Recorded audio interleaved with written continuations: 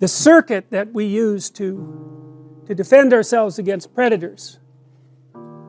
As we've evolved cortically, that circuit has come to represent what we don't know in general. Because the predators, of course, inhabit where we don't know.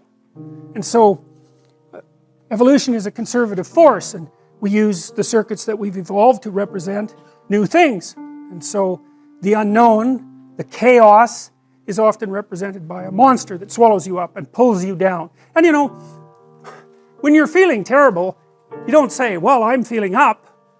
You say, I'm feeling down. Well, why is that? Well, down is worse. I guess you're flat on the ground when you're down, or you're in a hole or something like that. You're hiding in a hole. You know, it's down.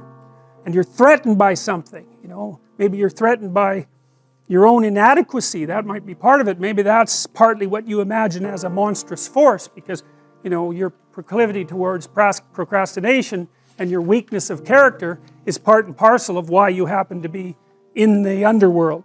And that's the underworld, the mythological underworld. That's where you go when things fall apart. And if you understand that, if you know that that's what that means, then you have one of the keys that opens up ancient stories to you, and you understand things.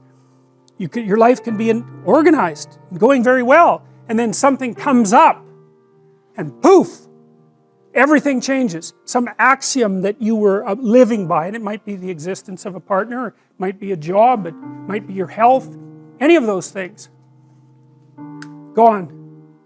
And you go somewhere when that happens. You go somewhere. It's a state of being. You're still in the same world, but it's not the same at all anymore. Everything about it is different. It's all negative and dark, and you don't know what to do. You're confused. And so, what do you do down there in the underworld when things have fallen apart? Especially if it's the worst possible case scenario and you realize that you actually had something to do with your demise. That's really annoying, you know, when something bad happens to you and then, you know, you grind yourself into bits trying to figure out what the hell happened, and then you realize that, well, you were playing a causal role. Now, sometimes you're so depressed you assume you're playing a causal role, and you weren't. It's not easy to figure out by any stretch of the imagination. And it isn't that everyone who does something terrible is at fault for it, but sometimes you find that you were off the path somehow, and maybe even that you knew it and that you didn't attend to it, and that's why all of this hit the fan. And so then down there in that chaos, you decide that you're going to do what you're supposed to do instead. And then maybe you get to rise up again, renewed, if you're lucky, and then you can go fix the city.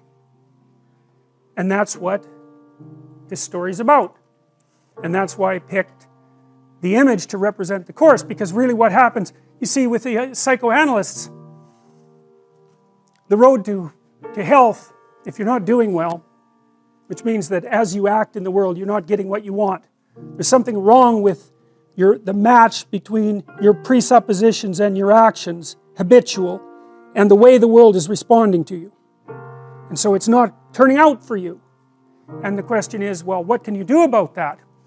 And one answer might be to examine yourself for presuppositions and action patterns that are not serving you well, and to find out what they are and what to do about them. And maybe some of that is, maybe you're not moving forward because of fear, and maybe that fear is grounded in terrible experiences that you had in the past that you've never been able to understand.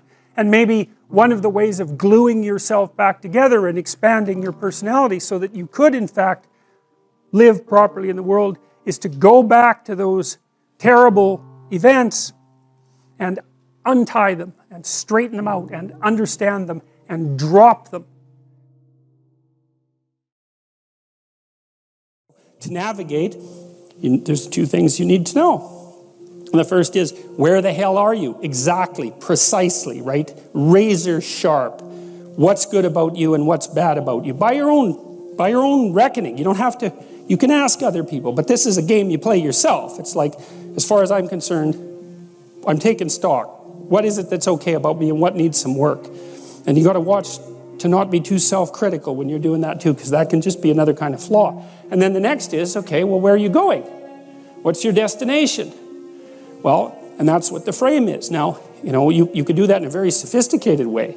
And you do that by thinking consciously about who it is that you are in an articulated manner and where you want to go and why and how you're going to get there. And people hardly ever do that. That's come as such an absolute shock to me as an educator. Because one of the other programs, I use this in my classes. One of the other programs in this suite of programs is called the Future Authoring Program. And I started developing it in my Maps of Meaning class, which is where some of this material is from. And I got students to write about their past. It's like, okay, we're talking about stories, so let's tell your story. Who are you? How did you get here? And what are you now? That usually helps people put things to rest, although it's quite stressful while you're doing it. Stress goes up when you're doing it, and maybe you feel miserable for a couple of weeks, and then stress goes down and it stays down. So that's also why people don't do it, because who the hell wants to have their stress go up?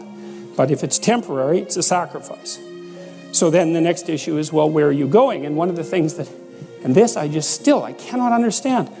These students that had been in education system for 15 years, 14 years, high-end students, most of them, not once in their whole bloody life did anyone ever get them to sit down for like a day and say, all right, justify your existence.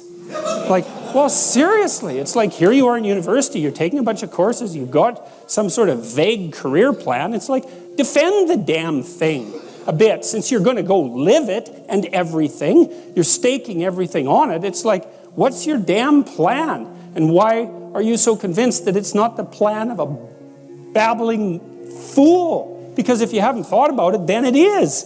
And if you really want to go out there and live that out, you know, one of the things Carl Jung said was that you're in a story, whether you know it or not. And then he made two nice comments about that. If it's someone else's story, you're probably going to get a bit part. And it might not be the one you want. And if it's a story that you don't know, it might be one with a really bad ending. Or maybe it's just bad, period, with a worse ending. And if you don't know what the story that you're living out is, maybe that's the one. You know, maybe you got that from your mother, you got it from your grandmother, you got it from your aunt, or God only knows where you picked it up, because you pick up things like mad, because that's what human beings are like. So maybe you're living a malevolent tragedy unconsciously. And then one thing you might ask yourself is, well, how wretched and miserable is your life? Let's add futile to that. How wretched, miserable, and futile is your life? And you might say, well, yeah, 70% on each count. It's like, then you're probably unconsciously living out a malevolent tragedy. And maybe that's not for the best. Well, it's either that or the whole universe hates you, right? Or 70% hates you, you know. So anyways, you know, we got students to start writing in detail about not what they wanted. It's not a career thing. Because that's the closest people usually get, is they have a career plan. It's like, no, it's not a career plan. That's peripheral. Important, but peripheral. It's like, all right, you got 3 years, man. You're going to live them anyways. Devote those 3 years to setting the world up around you so that it's the best it could possibly be for you. As if you were taking care of yourself, as if you cared for yourself.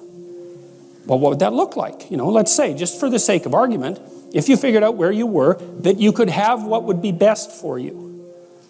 Well, what is that? I bet you never asked. People don't ask. And so life comes at them like random snakes, and they sort of fend them off. And life goes by, and things don't work out the way people expected them to. But a huge part of that is they didn't know where they were because they wouldn't look, or didn't know that they should look. Ignorance and willful blindness, right? Two great catastrophes. And they never figured out where they wanted to go or why. Now, there's a problem with figuring out where you want to go. And the problem is that you make your conditions for failure clear to yourself. And people don't like that. So if you keep yourself in the fog, then you can't tell when you screwed up. Now, that isn't so good because you're still screwing up. You're just too blind, self-blind to notice. Although in the short term, that's less painful. If you make your criteria for success razor sharp, then you know every time you screw up. But that's great, because then you could fix it. You could either repair the behavioral inadequacy or the conceptual inadequacy that you're using as a tool in that situation, or maybe you could adjust your damn plan. Either way, you can fix it. you don't do that, if you don't do it consciously, and this is what the psychoanalyst pointed out, is that you have innumerable quasi-autonomous subsystems that make you up that will generate stories impulsively, and you'll just act them out. And you know that because you watch yourself over 2 weeks and you think, Jesus, I did a lot of stupid things in the last 2 weeks. And you think, why? And it's because you're a collection of somewhat random quasi-autonomous personality units, and lacking a leader, they're just going to fire off whenever they want, you know. First you're hungry, then you're thirsty, then you want to go to bed with your wife, you know. Then you want to sleep in, then you want to tell your boss off, then you want to curse at the guy that cuts you off in traffic. It's like, you're kind of like a 2-year-old, you know, just it's one emotional frame after another vying for dominance. There's no overarching hierarchy, and there's no king at the top.